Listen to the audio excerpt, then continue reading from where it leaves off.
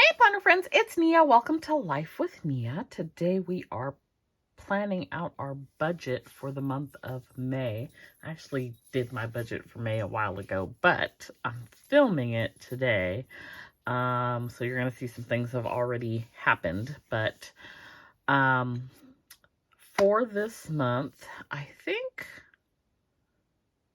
we're going to, listen, I'm hopeful that we are going to get back on track because last month we got a little off track, but we made some what I think are some good moves last month to set us up for success moving forward. So I am kind of excited to see where that takes us.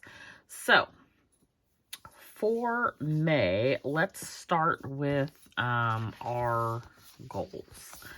So the goals for this month are to track expenses, update QuickBooks. So we're updated through, I believe, the end of March. So I need to update all of April for sure.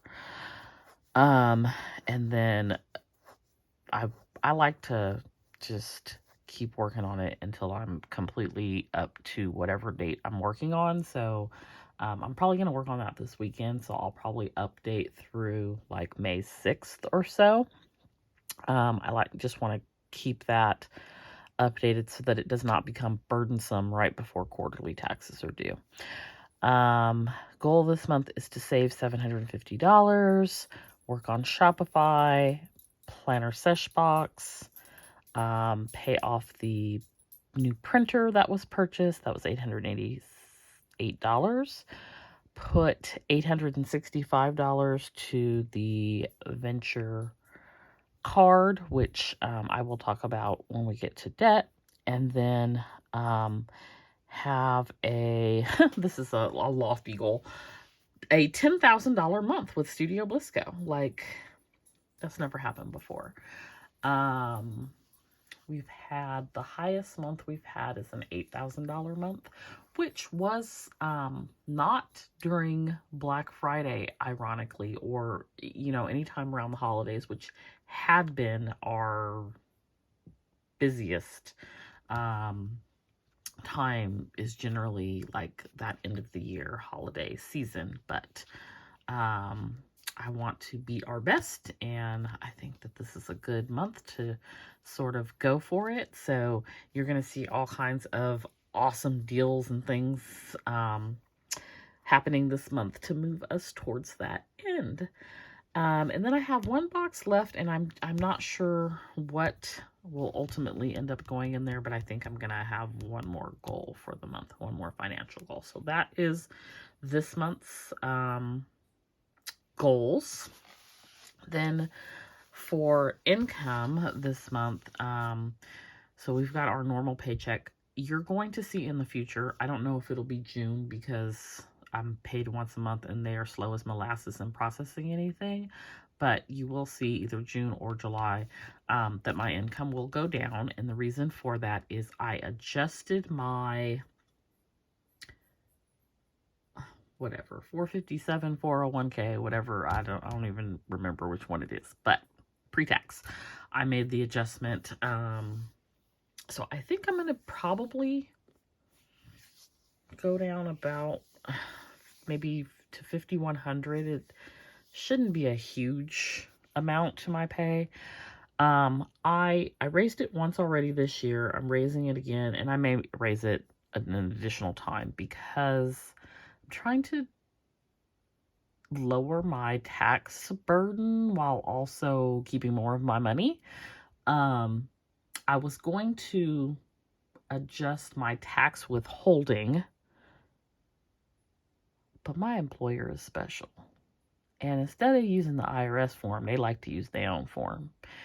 And it doesn't make sense. And nobody can explain it.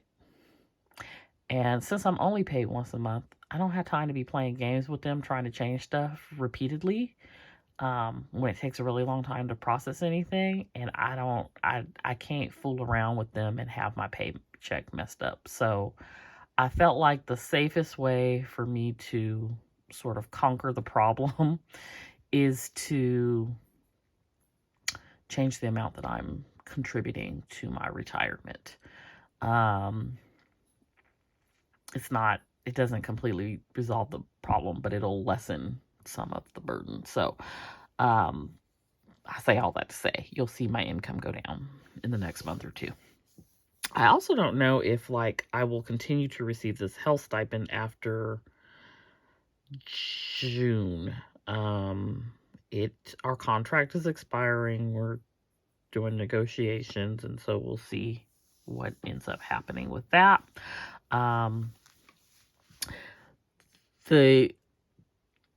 I would say half of my income I expect from my normal job and half of my income I'm expecting from Etsy this month, hopefully. So I have an estimate of $11,373 for the month.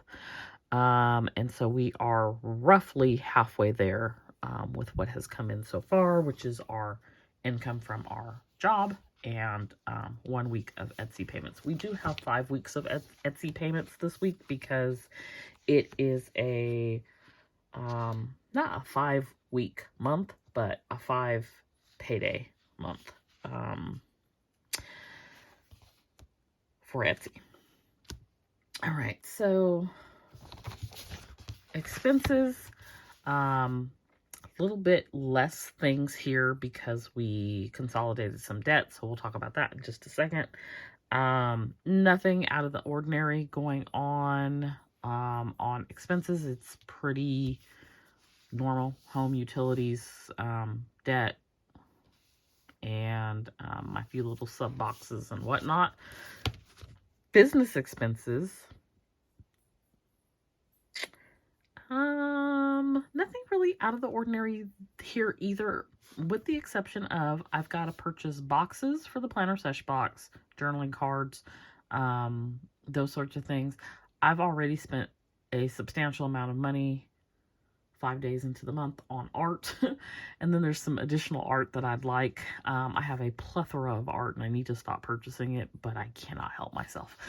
And then the printer. So the goal would be to pay that off this month, which is $888. So we have that. And I've shared in the previous video, I'm still pending this little refund, but I expect to be able to pay the printer off in May. For cash envelopes, we stuffed cash envelopes, a total of $1,001. That's in a separate video if you're interested in seeing how I do my cash envelope stuffing. I will link that video below. So there was 1,001 transferred or stuffed into the cash envelopes, and some of my cash envelopes are variable expenses that we stuff every month because we spend them every month, like groceries and eating out. Some of them are sinking funds. I also transferred electronically $145 for insurance. So part of that is for car insurance, part of it is for home insurance because I'm no longer paying those monthly. It is a 6-month and an annual renewal. So that's where we're at with cash envelopes. Then with sinking funds, I don't expect this month to really use any of my sinking funds. Now, some of my sinking funds are kind of cash envelope variable expenses as well. So those, of course, I will be using, which is like bulk shopping. I do that every month. PD, I purchase his medication every month. So even though it's sort of like a sinking fund, it is sort of like a revolving sinking fund because we put money in every month. We take money out every month for certain expenses. Same thing with like groceries, gas, eating out. And the only one that I possibly will use is utilities. So I had planned to, there's $150 that I saved last month for utilities because I pay water, sewer, trash every other month and pay it to the property management. So I had intended to pay this month using that 150 plus another approximately 150. I think it was 290 total.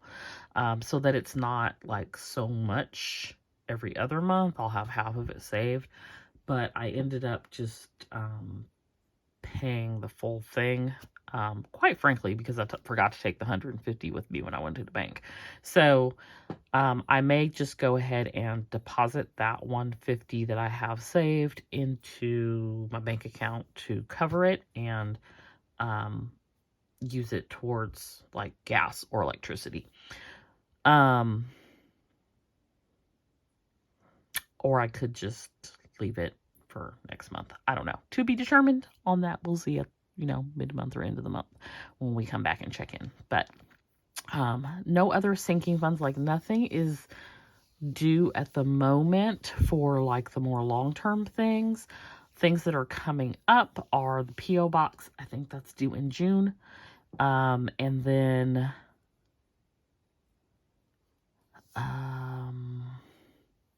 I think car registration is due in July. And then, of course, I'm going to use my birthday and self-care fund in June because that's when my birthday is. So that is what I'm planning for, but not in May. So that's where we're at with sinking funds. Last but not least, with our debt, we, so new, let's go back to April. We took our Discover and we took the Ashley furniture and we consolidated that into the Venture, and that is 0% interest. So that is saving me about $100 a month in interest. My goal is to pay that off in 4 months, which it would be about $865 a month. Now I have until 2024 for that 0%, but I want to get this wiped out in 4 months and 5 at the most. And then I want to transfer over this Navy Federal, and then take about 12 months to pay that off. So that is my goal, which in the long run would probably save me about $1,600 in interest. So that is what we are going to be working towards. I think I'm gonna make myself a little tracker, so I can sort of track this and just have something visual and something to keep me sort of motivated and on task while I do it. So you won't see, let's knock on wood, you won't see the Discover. You definitely will not see the Ashley because I'm not going to buy any more furniture, but I do still have the Discover card. I'm not going to close it out. It's a card that I've had for many, many years, and so I don't want to mess up my longevity of my credit history by closing out a card, but we are not trying to use it. So so far so good on that. So that is where we're at. That's why you see that new debt there, and then the other two gone. I did not add this up, so let me add it up. I kind of have an idea of what it should be. And I'm doing this without the change on the end.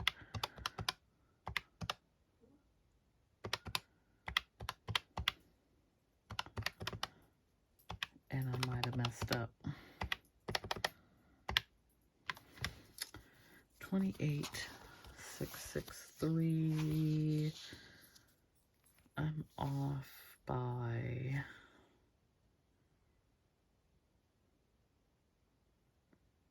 like $20, which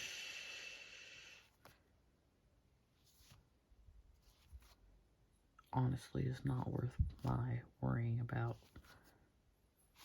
So that's what we're gonna write it in pencil, and then we will recalculate it. But I know that's not changed. So 28,663 is where we're at. Let's say we pay off this printer. That's $27.75. So I think my goal this month is to get this to 26,000 or less. So that is actually going back to my goals. What I am going to put in this box that I had left is 26K or less for debt. And so like thinking about it, like how to get there. So it's about $2,600. Printer's gone. That's $888. And then if I make a payment of $865, which is my goal for this, that is $1,750. And then the good thing about this is like whatever I put towards it, there's no interest, so it goes down by that amount. And then we'll say Klarna will be gone. I just did that the wrong way. So that's $1,888. I think we can get there. So that is my goal for this month, 26K or less on the debt, which is paying down about $2,600, $2,660-ish in debt reduction, for lack of a better term.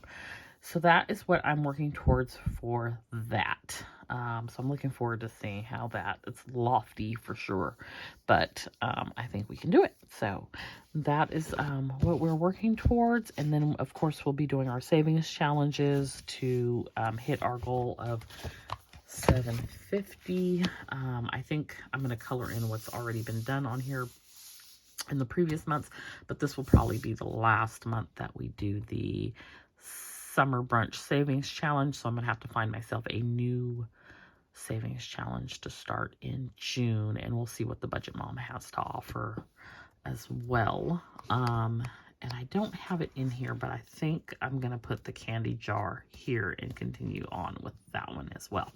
So that is May. Just kind of floating along here mid-month. I also am expecting my leave buyout sometime this month. So I will be using probably close to half of that to purchase an iPad. And I have a list of things that I want to put the rest of it towards. The list is far longer than the money will go, so we'll see where I ultimately end up putting it, what I end up putting it towards, but that is not accounted for in my income here. However, I will add it to this little miscellaneous section. Planning on also recycling this weekend, which is not a huge amount of money. It's probably like $20, $25. So we'll see what happens. They like to give you $5 bills, so that might just go to my vacation fund. We'll see. But that is May budget. Not super exciting, but I find that the consistency helps me to stay on task. So I'm going to keep showing up and sharing my budget with you. I hope that you enjoyed this video. I hope it helps you to budget or get ideas for your budget. And I appreciate you all for being here and for continuing to watch, because it helps to hold me accountable. Don't forget to like and subscribe, and I will see you next time. Bye.